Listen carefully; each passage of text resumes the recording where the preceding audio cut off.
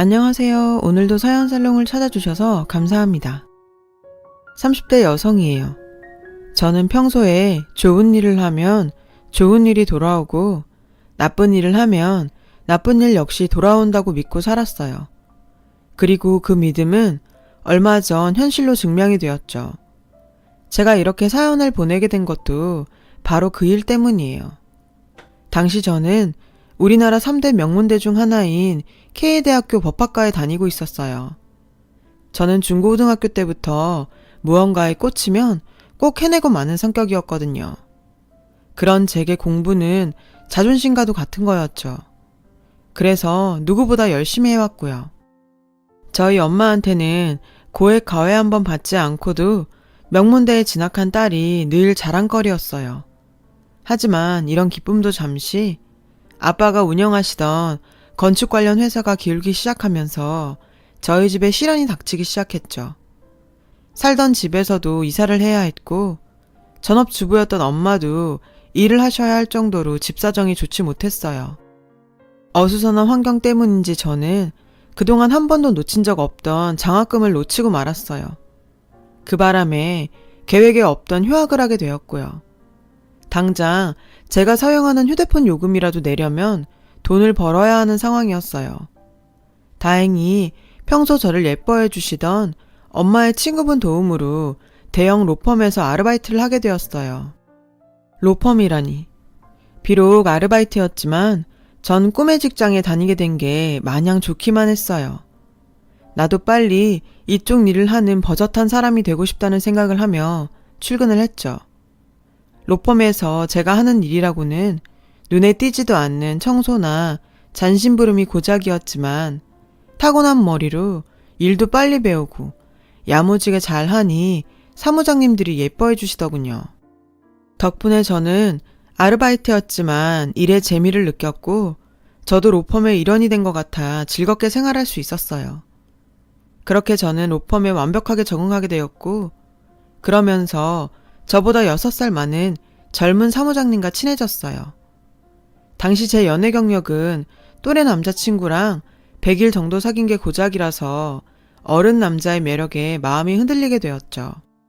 사무장님은 외모도 뛰어난 데다 옷도 잘 입고 말솜씨도 좋아서 여직원들이 호감을 갖고 호시탐탐 노리고 있었어요.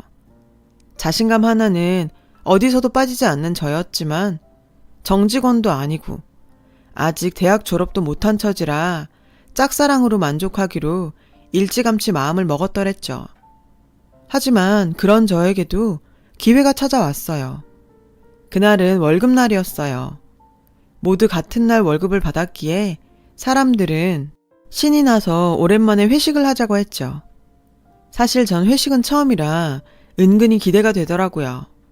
마침 제 환영회를 겸하는 자리라서 저는 폭탄주를 릴레이로 마시게 되었어요. 그 바람에 화장실 변기를 잡고 한참을 씨름해야 했죠.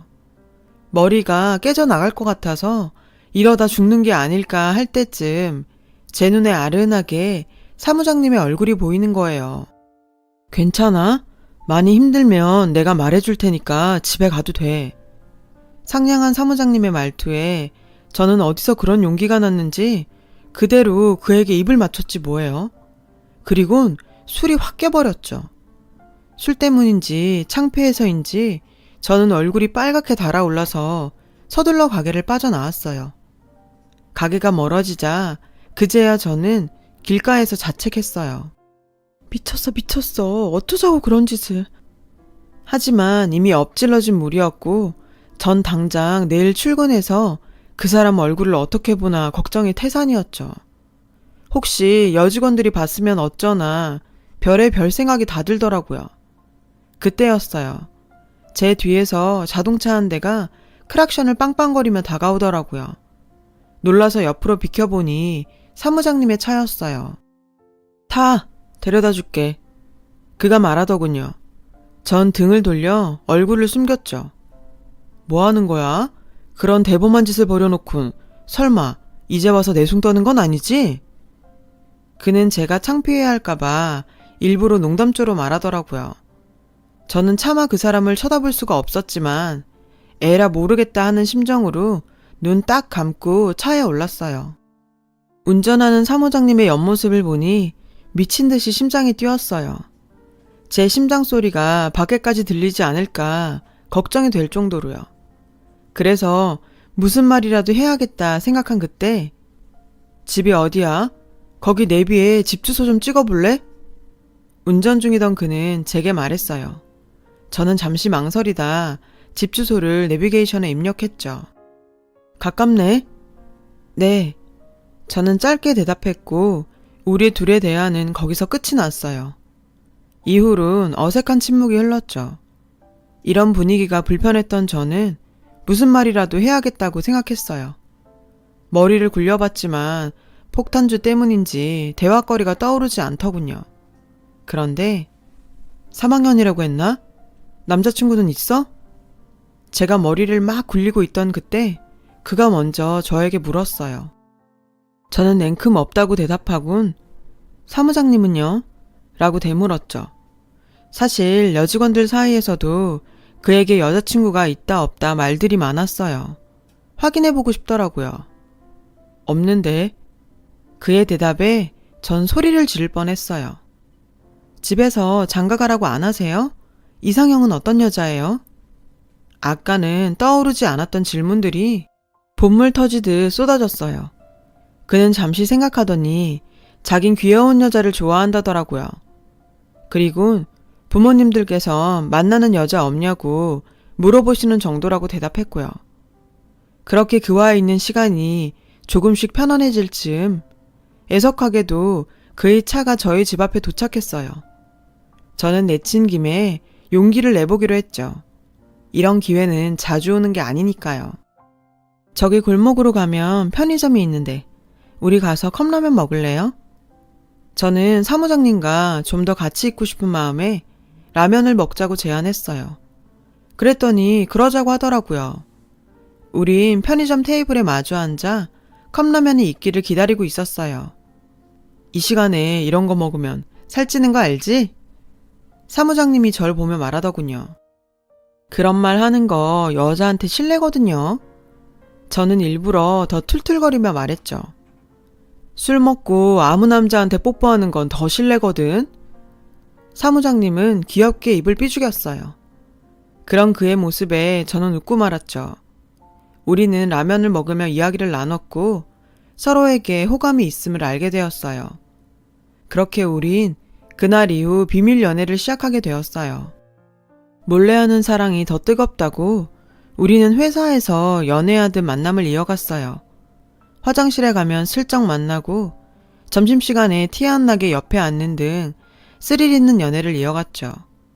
그리고 무엇보다 비밀 연애의 묘미는 여직원들이 그에게 관심을 끌려고 작당을 벌일 때였어요. 아무리 그들이 끼를 부려봐도 이미 그는 내 거라는 사실에 전 남모를 희열을 느꼈거든요. 그렇게 몇 달의 시간이 흘렀어요. 제 또래의 남자보다 어른 남자와의 연애는 뭐랄까 그간 제가 경험하지 못한 레벨이라고 할까요? 아무튼 그와의 시간은 정말 꿈 같았죠. 그날이 오기 전까지는요.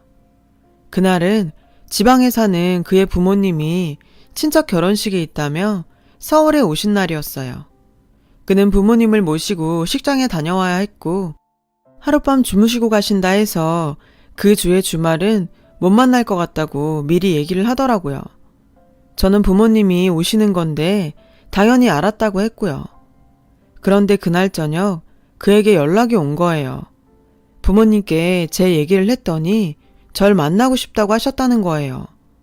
갑작스러운 말에 당황했지만 이참에 그의 부모님께 잘 보여놓으면 좋지 않을까 생각해서 급하게 나갈 준비를 했어요. 최대한 얌전한 차림으로요.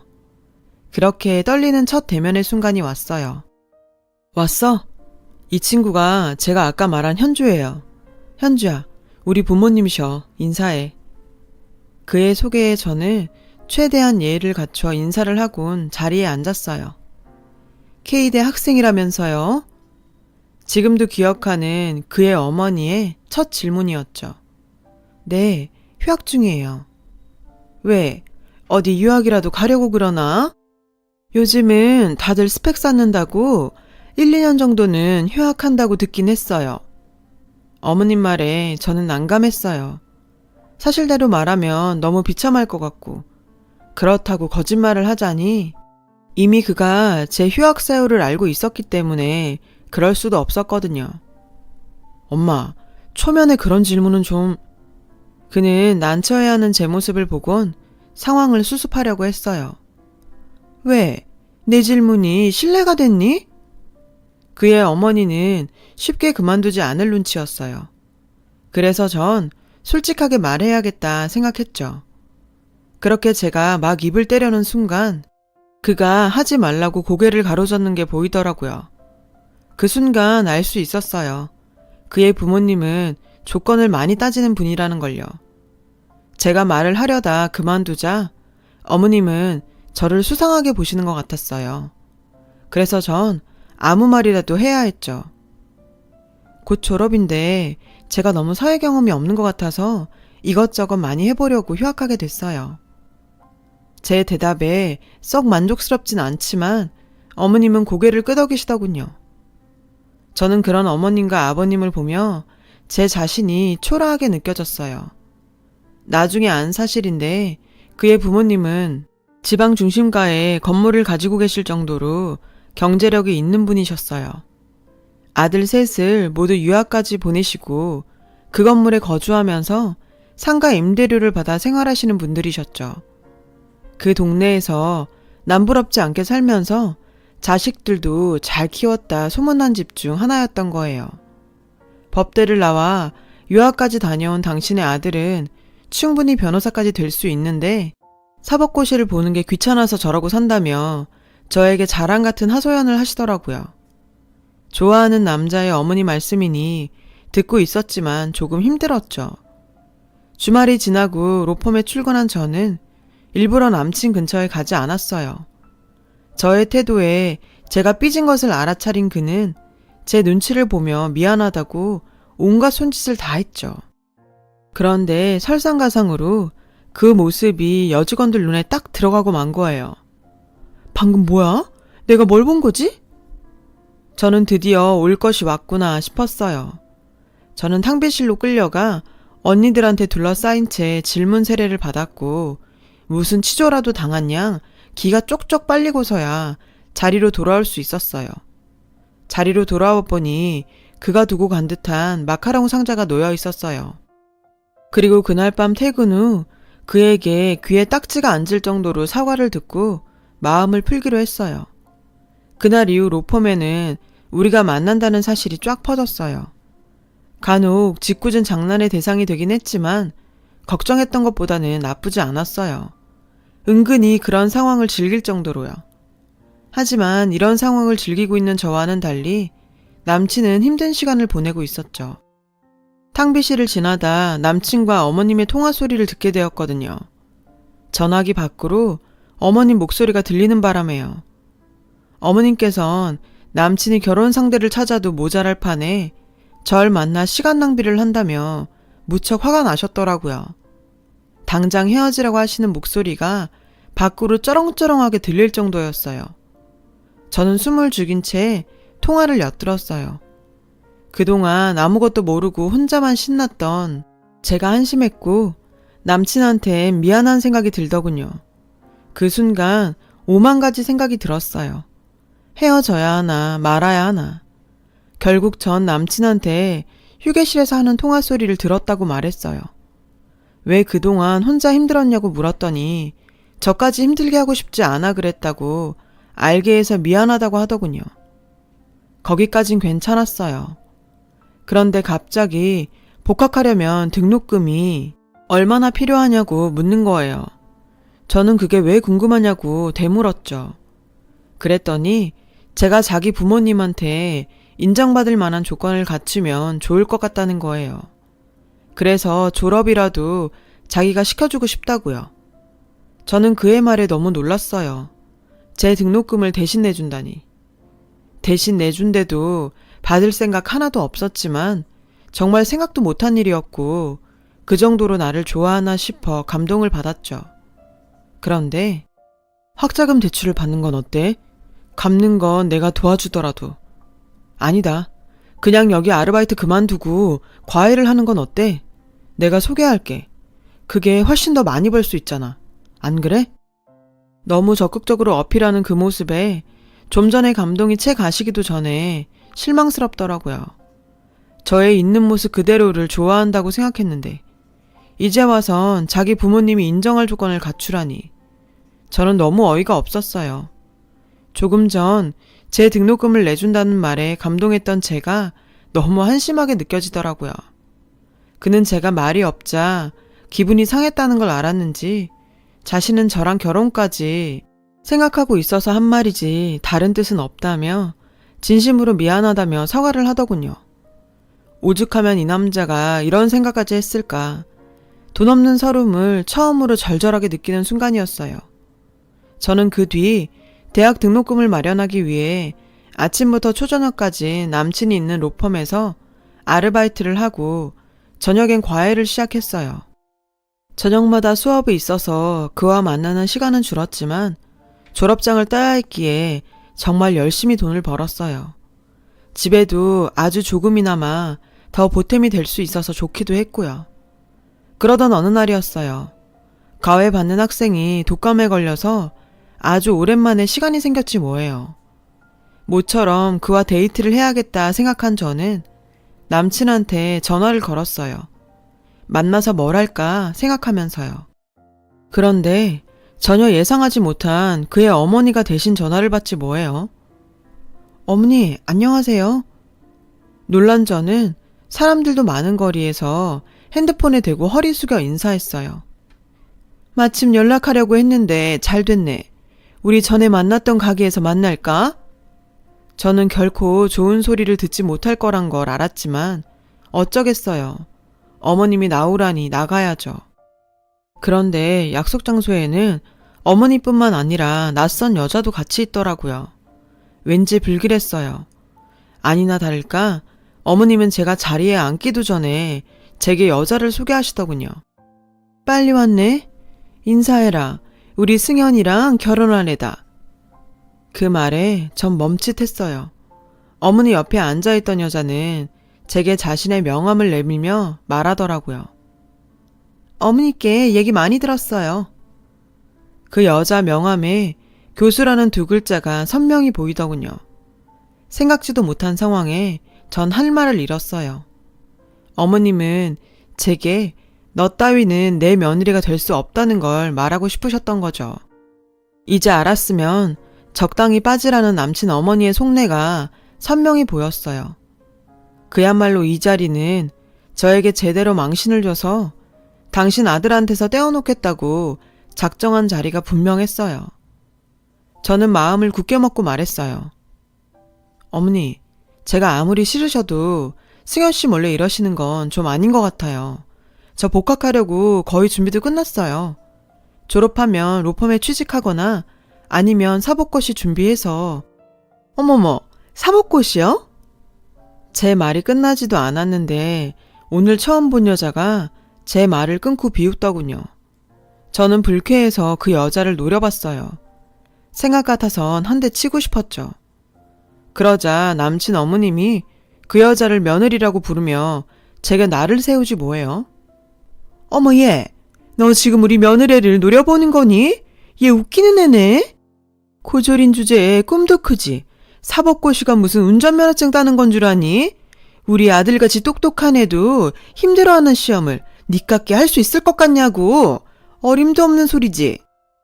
저는 자존심이 상했지만 그래도 남친과 헤어지고 싶지 않았기에 다시 한번 어머님께 말씀드렸어요. 저 모르게 그 사람한테 헤어지라고 압력 넣으신 거 다 알고 있었어요. 저 어머님한테 인정받고 싶어서 노력하고 있어요. 그러니 조금만 더 기다려주시면 안 될까요? 그야 어머니는 제 말에 기가 차다는 듯 콧방귀를 끼더군요. 누가 들으면 오해하겠네. 내가 언제 우리 귀한 아들한테 압력을 넣었다고 그러니? 이렇게 훌륭한 며느리까지 데려온 애한테. 어머님 말에 망치로 머리를 얻어맞은 것처럼 혼란스러웠어요. 그런 저를 보며 여자는 더는 못 봐주겠다는 듯 저에게 자신의 핸드폰을 건네주더군요. 그녀의 핸드폰에는 다정한 연인의 사진이 여러 장이 있었어요. 그 사진 속 연인은 다름 아닌 제 남친과 바로 제 앞에 앉아있는 여자였어요. 기가 막혀서 아무 말도 할 수 없더군요. 이 사진이 어머님과 제가 일방적으로 그쪽한테 이러는 게 아니라는 증거가 되겠죠? 내가 제자 같아 사는 말인데 어울리지도 않은 어린놀이는 그만하고 나이에 맞게 노세요. 여기 있는 어머님과 여자보다 남친이 더 괘씸했어요. 제가 등록금을 마련하고 있던 그 시간에 자긴 양다리를 걸치고 있었다니.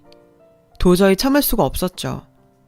너무 분해서 아무 말도 못하는 저를 보며 두 여자는 이 상황이 만족스러웠는지 밝은 얼굴로 자리에서 일어났고 저는 끓어오르는 화에 도도한 교수님의 머리채를 확 잡아버렸어요. 그 바람에 카페는 순식간에 아수라장이 되었죠. 그러자 어머니는 소리쳤어요. 어머, 얘 좀 봐.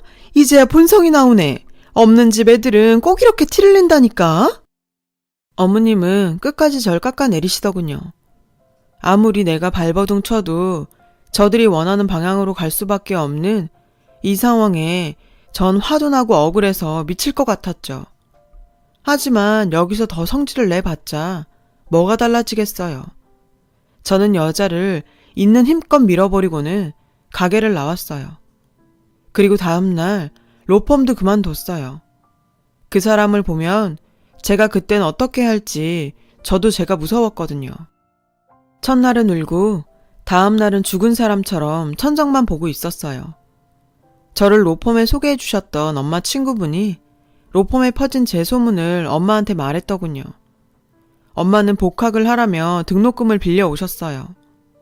가난 때문에 딸이 그런 꼴을 당했다는 생각에 가슴이 찢어지는 것 같았다면서요. 전 엄마를 가슴 아프게 해드려서 너무 미안했지만 그 돈으로 복학을 하기로 결심했어요. 다시는 그런 치욕을 겪고 싶지 않았거든요. 그렇게 전 복학을 했고 정말 미친 듯이 공부만 했어요. 그러던 중 로펌에서 친하게 지냈던 직원을 통해 그의 소식을 듣게 되었죠. 다음 해에 그 여교수와 결혼한다더군요. 저는 그들에게 복수하는 방법은 오로지 성공밖에 없다 생각하며 사법고시를 준비했어요. 목표가 뚜렷해지니 잠자는 시간도 아까울 정도였어요. 죽기 살기로 공부를 했어요. 그 결과 대학 졸업 후 사법고시 최종 합격이란 결실을 얻게 되었죠. 부모님께선 세상 누구보다 좋아하셨고 저는 모처럼 부모님께 제대로 효도한 것 같아서 무척 기뻤어요. 그리고 얼마 뒤 우리 집에 정말 좋은 일이 생겼어요. 아빠의 사업도 조금씩 펴가서 안정적이게 되었어요. 전보다 규모는 작아지긴 했지만 그래도 더 이상 돈 걱정 안 하고 살게 된 거죠. 지난 몇 년간 고생을 했던 우리 가족은 그날 행복의 눈물을 흘렸어요. 이후 저는 무사히 사법연수원 과정을 마쳤고 그렇게 바랬던 변호사 배지를 가슴에 달게 되었어요. 전 사법연수원을 좋은 성적으로 마친 덕에 대형 로펌들에서 러브콜을 받았어요. 그중엔 지우고 싶은 흑역사의 로펌도 껴있더라고요. 저는 친분이 있는 직원을 통해 전 남친이 아직 거기에 근무하는지 알아봤어요. 다행히 아직 거기에 있더라고요. 이제야 비로소 복수할 때가 되었다고 생각한 저는 그 로펌으로 가기로 했어요. 신입 변호사인 저에게 로펌에선 고급 세단 한 대와 억대 연봉을 약속했어요.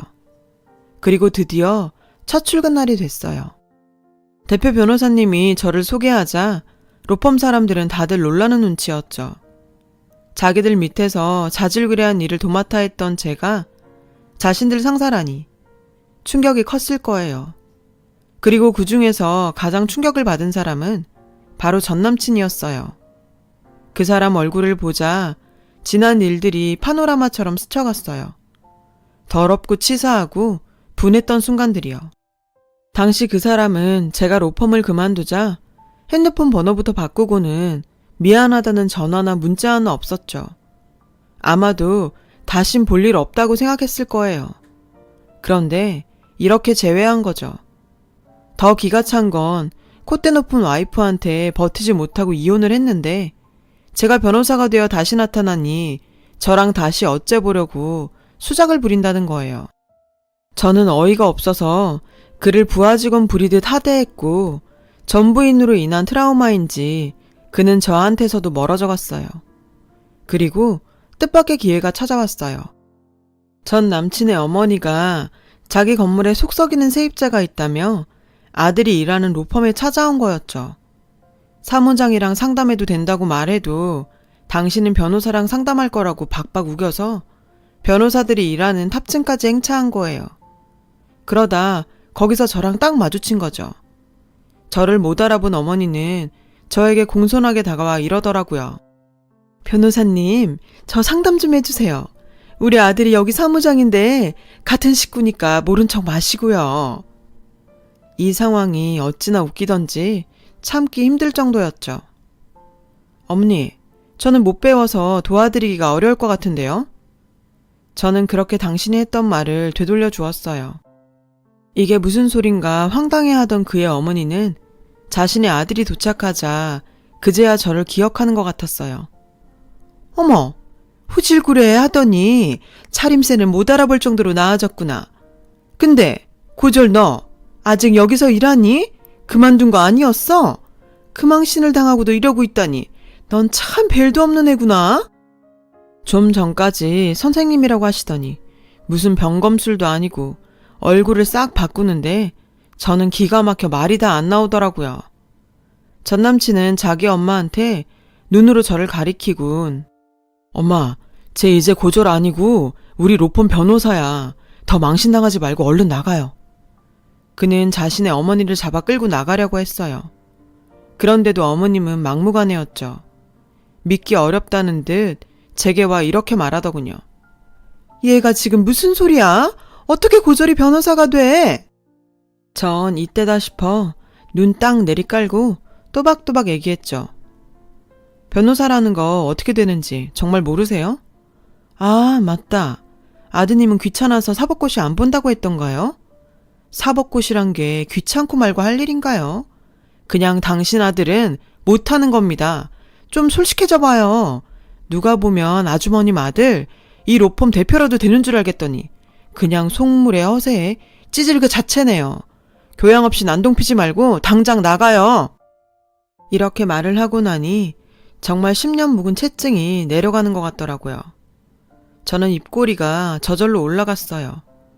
제 말에 그와 그의 어머니는 기가 막힌다며 씩씩거렸죠. 저는 재판이 있어서 이만 가볼게요.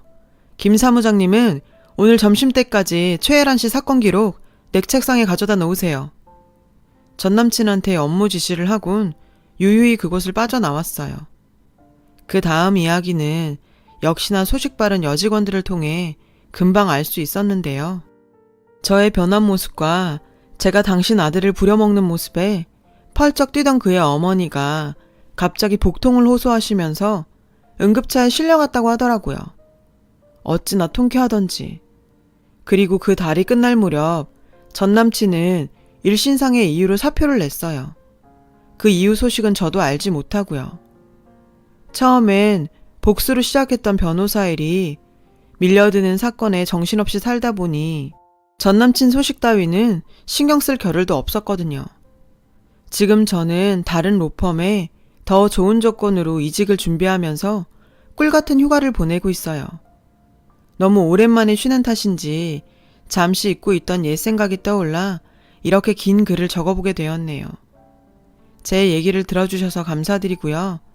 여러분 가정에 행복한 일 가득하시길 바래요. 여러분, 사연 댓글에 응원과 현명한 조언 부탁드려요. 좋아요와 구독은 저에게 큰 힘이 됩니다. 오늘도 좋은 일 가득하세요.